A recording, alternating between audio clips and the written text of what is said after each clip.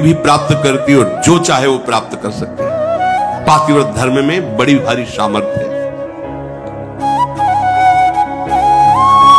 सच्चाई की परीक्षा तो तभी होती है जब विपत्ति आती है। तुम धैर्यवान हो, तुम धर्म आत्मा हो, तुम हमारे मित्र हो या तुम हमारे अर्धांगिनी हो, इसका परिचय तो तभी मिलता है जब विपत्ति हो। अर्थात मित्र विपत्ति में हो तो उस समय उसे छोड़ना नहीं चाहिए। तुम विपत्ति में हो तो धर्म नहीं छोड़ना चाहिए, धैर्य नहीं छोड़ना चाहिए। अगर पति विपत्ति में है, बहुत संपत्ति अपहरण हो गई, ऐसे पति का किसी भी तरह से मन न दुखावे कि अब आपके पास तो कुछ रह नहीं गया, हमारी आप कामनाओं को पूर्ण नहीं करे। तो धीरज धर्म मित्र रुनारी, आपद काल परखे चारी। जो ऐसी स्थिति में अपने पति का सहयोग करती है। वनवास हुआ, सियाजू ने ना तो जनकपुर का सुख स्वीकार किया ना अवधपुर का। कहा जहां प्रभु श्री राम के चरण, वही मुझे करोड़ों अयोध्या जैसा सुख मिलेगा। यदि कोई स्त्री, अनुसुईया जी उपदेश करे सियाजू को, अपने पति का किसी कारणवश अपमान, धन नहीं है, उतना विद्वान नहीं, उतना ज्ञान नहीं, और तुम्हारे ही कर्मवश तो तुम्हारा पति बना है, उसका अपमान, पातिव्रत धर्म की यहां चर्चा करें। क्योंकि सबसे बड़ी पतिव्रताओं में शिरोमणि है श्री अनुसुईया जी, जिन्होंने भगवान हरि, हर और ब्रह्मा को 6-6 महीने के बालक बना दिया अपने पातिव्रत धर्म से। वो कह रहे हैं कि पति का अपमान न करें, अपने भगवान के समान समझे। यहां पातिव्रत धर्म की चर्चा प्रपंच की नहीं, बात यहां बहुत अध्यात्म की चरम ऊंचाई की बात करें अनुसुईया जी। इसको लौकिक में घसीटोगे ना तो ये तर्क वितर्क के सब। अगर हमारा इष्ट धर्म जोर का है ना तो सामने कुछ हो ही नहीं सकता। इसका प्रमाण हम तुम्हें देते हैं। जालंधर राक्षस और वृंदासती परम पवित्र चिदानंद भगवान को पति वरण करने के लिए तपस्या कर रही। देवर्षि नारद जी आए, तुम्हारा क्या उद्देश्य है? तो वृंदा ने कहा हमारा उद्देश्य है भगवान श्री हरि को पति रूप में प्राप्त करना। तो उनका पहले तुम्हारे पातिव्रत धर्म की परीक्षा होगी, तुम एक निष्ठ हो कि नहीं, तो आज्ञा कीजिए। जालंधर को पति रूप में स्वीकार करके और पातिव्रत धर्म को आप प्रमाणित कीजिए, नारायण तुम्हें पति रूप में प्राप्त हो जाएंगे। कोई भी बड़े से बड़ा देवता जालंधर का बाल बांका भी नहीं कर पाया। क्यों? क्योंकि सती अपने सतीत्व में सब देवताओं ने विनय की कि वैसे आराधना तो आप ही को पति रूप में प्राप्त करने की थी। नाथ आप स्वीकार कीजिए, नहीं तो जालंधर का आतंक, राक्षस और पतिव्रता वृंदा, वही तुलसी जी के रूप में और शालिग्राम के रूप में श्री हरि। आज भी उनको ब्याह किया जाता है, पूजन किया जाता है, तुलसी जी चढ़ाई जाती। जब हम किसी को इष्ट मान लेते हैं तो उसमें दोष दृष्टि नहीं होती, और जब हमें प्यार होता है ना तो उसका दोष भी गुण ही नजर आता है। और सच्ची बात है कि सबके हृदय में भगवान बैठे। यदि हमारी निष्ठा है तो तुम हिल नहीं सकते, हमारी निष्ठा के विपरीत नहीं चल सकते। जब भगवान नहीं चल पाते तो तुम तो इंसान हो। ये था नाम प्रपद्यन्ते तास्ते, मेरे लाला बनकर घुटने के बल हमारे आंगन में चलो तो अनंत ब्रह्मांडों का पिता घुटनों के बल चल रहा नंद बाबा के आंगन में या महाराज दशरथ जी के आंगन में। मंगल भवन अमंगल हारी, द्रवहुषु दशरथ अजीर बिहारी। दशरथ जी के आंगन में विचरने वाले, कैसी लीला! अनंत ब्रह्मांडों का पिता बालक बन करके जब वो बन सकता है तो तुम्हारे निष्ठा और पातिव्रत धर्म में वैसे ही चलेगा जैसे तुम विचार करोगे, क्योंकि तुम्हारा पातिव्रत धर्म पवित्र। हमारा क्या होता है कि हम दूसरों के तो दोष फटाक से बोल देंगे, बैक में आप दृष्टि घुमाओ अपने ऊपर, तब लगेगा वो तो कम है। अगर हमारी बात खुल जाए बहुत ही हम गलत हैं। संत सदैव सत्य स्वभाव वाले साधक उपासक बाहर नहीं देखते, अपने अंदर देखते हैं। अपने दोषों को मिटा दो तो बाहर केवल भगवान या दूसरा कोई है ही नहीं। श्री अनुसुईया जी बड़ा सुंदर गृहस्थी में स्त्री शरीर पुरुष शरीर धारण की, इनको भगवत प्राप्ति का सहज उपाय बता रहे और यह ऐसी सामर्थ्य। ऐसे लिए स्त्री के लिए एक सुदृढ़ भगवत प्राप्ति का मार्ग है, जो घर परिवार में रह रही अपने पति में भगवान की भावना करना। मेरे पति ही मेरे भगवान हैं, ऐसी भावना से आठों पहर उनकी आज्ञा में रहना। जैसे कोई प्रश्न कर सकता है कि अगर पति ही दुराचारी हो तो शास्त्रों में वर्णन किया गया है कि आप अपने भाव रखिए और फिर विधान जैसा होगा अपने आप दूरी बना दे, क्योंकि आप और आपके पति के बीच में भगवान का भाव है ना, वो संभाल लेंगे, वो आपको बचा लेंगे, वो आपको दूर कर देंगे। ऐसा भी हो सकता है। अलग अलग मायाकृत रूप है और आंतरिक भाव में जाएंगे जब विचार पे, तो आपके ही कर्म का फल भुगताने के लिए ऐसा स्वभाव वाला पति दिया गया है, ऐसी भावना। तो हमारे ही कर्म निश्चित, अपने कर्म के प्रभाव से ही पति का वरण होता है। जैसे हमारे कर्म गायत्री के अनुष्ठान के द्वारा गायत्री जी को प्रसन्न करके जो कन्या प्रकट की थी, उनका नाम सावित्री जी हुआ था। बहुत ही तेजस्विनी राजकुमारी थी। जब वर वरण की बात आई तो उनके पिता ने आदेश किया कि तुम स्वयं घूमो मृत्युलोक में और जो तुम्हें वर पसंद आएगा उसके साथ ब्याह कर दे, इतना प्यार कर दे। और वो गायत्री जी की कृपा से प्रकट हुई थी, इसलिए उनका नाम सावित्री। बड़ी तेजोमयी कांति, अद्भुत ज्ञान, मंत्री और विशाल सेना साथ राजकुमारी वर वरण के लिए। स्वयं तुम देखो,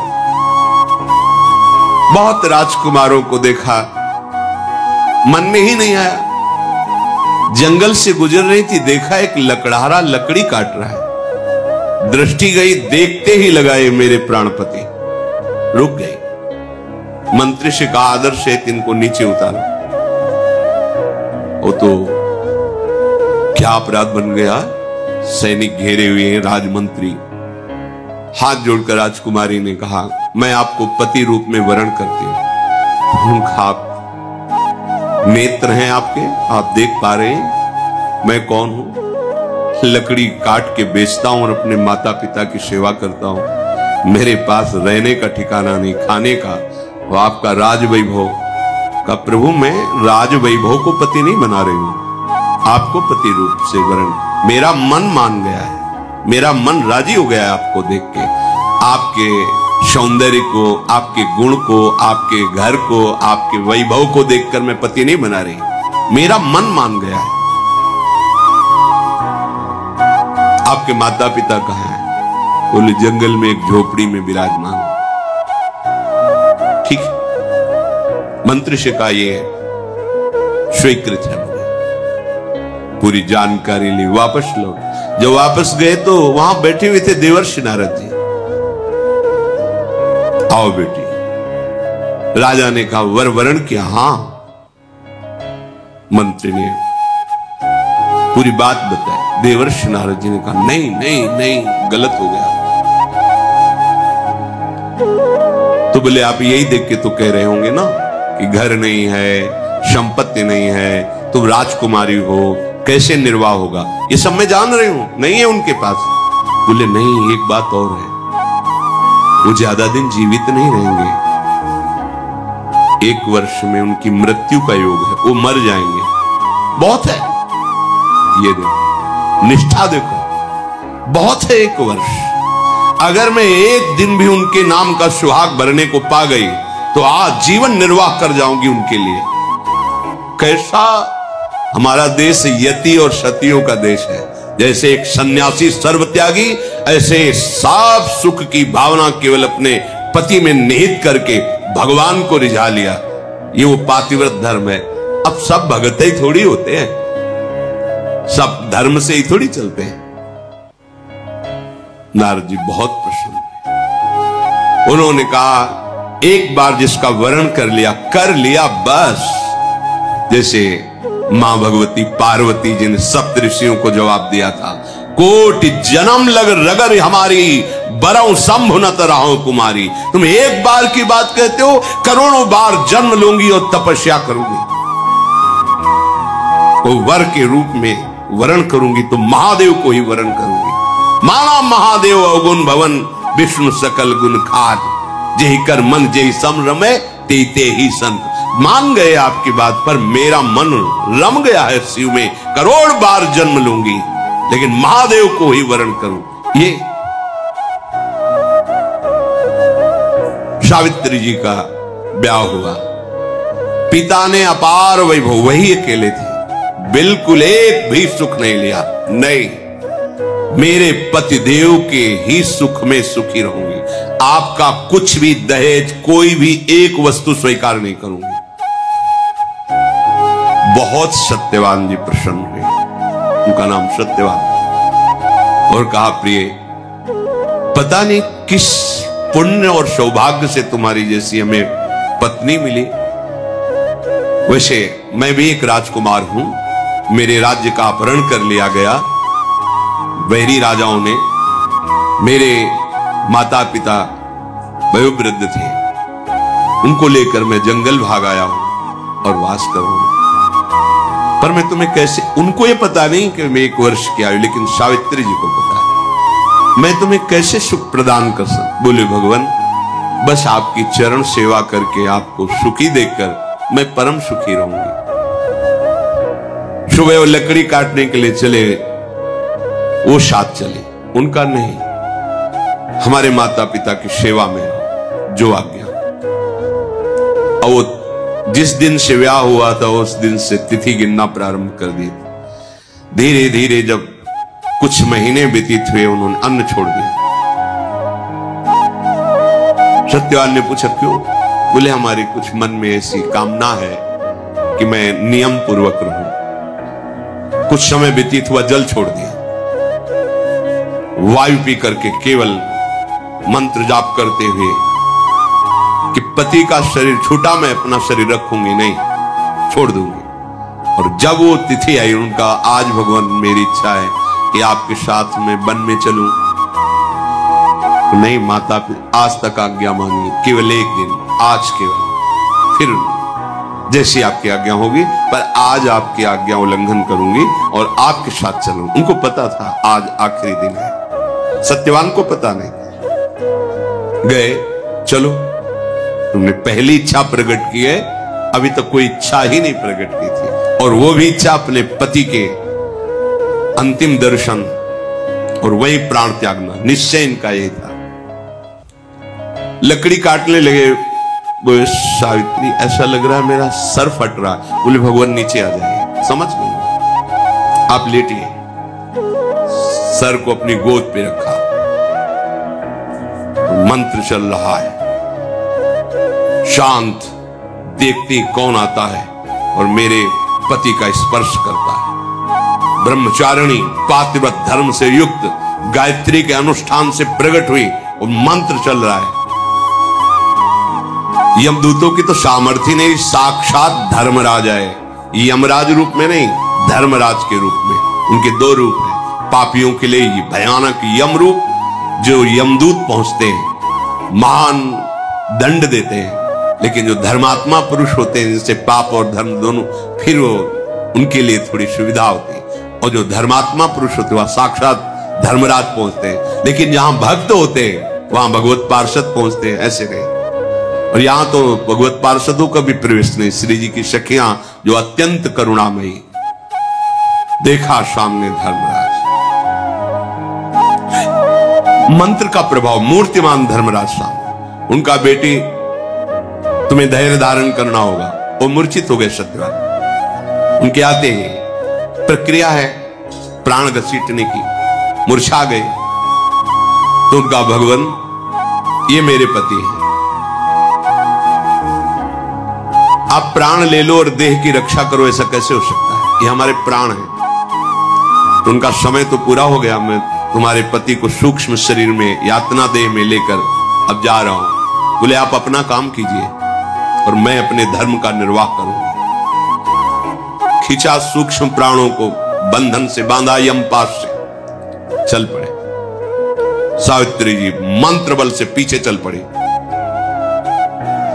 कंकन किंकिनी की झनकार तो पीछे मुड़ के, उनका बेटी असंभव है, मृत्यु होने के बाद जीव को अपने कर्मों का फल भोगना ही पड़ता है, वो किसी का साथ निर्वाह नहीं कर सकता।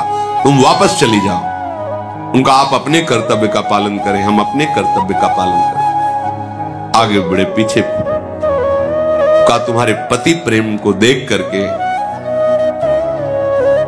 हमारे हृदय में उत्साह हो रहा है। तुम वरदान मांगो, केवल सत्यवान के प्राणों को छोड़कर, इस जीवात्मा को छोड़कर तुम कोई भी वरदान मांगो। उनका सुना है हमारे सास ससुर राजा थे, उनका राज्य वैभव उनको पुनः प्राप्त हो जाए, उनके नेत्रों की ज्योति प्रकट हो जाए, ऐसी हमारी इच्छा है। तथास्तु।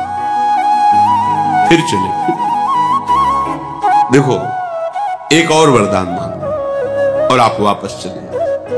तो हमारे माता पिता के पास केवल हम ही संतान थी, पुत्र नहीं था। एक पुत्र प्रदान कर दीजिए, अर्थात भाई। वह तथास्तु। फिर देखो बेटे, हम तुम्हें बार बार कह रहे हैं, यहां से आगे की यात्रा सूक्ष्म देह से होती है, स्थूल शरीर से नहीं। तुम अपने पातिव्रत धर्म से युक्त हो, इसलिए मुझे देख पा रहे हो, मेरे साथ चल रहे हो, पर अब उचित नहीं है। एक और वरदान मांग लो। तो अब मुझे भी एक पुत्र चाहिए। उनका तथास्तु। बोले रुक जाओ, मैं एक पतिव्रता हूं और बिना पति के संतान कैसे हो सकती। धर्मराज जी फंस गए, पतिव्रता के वचन में धर्मराज जी फंस गए, सत्यवान को छोड़ना पड़ा। ये उसी पातिव्रत धर्म का वर्णन पीछे हमने कई बार सुना है। कश्यप ऋषि से कहा कि मैं वो पेड़ की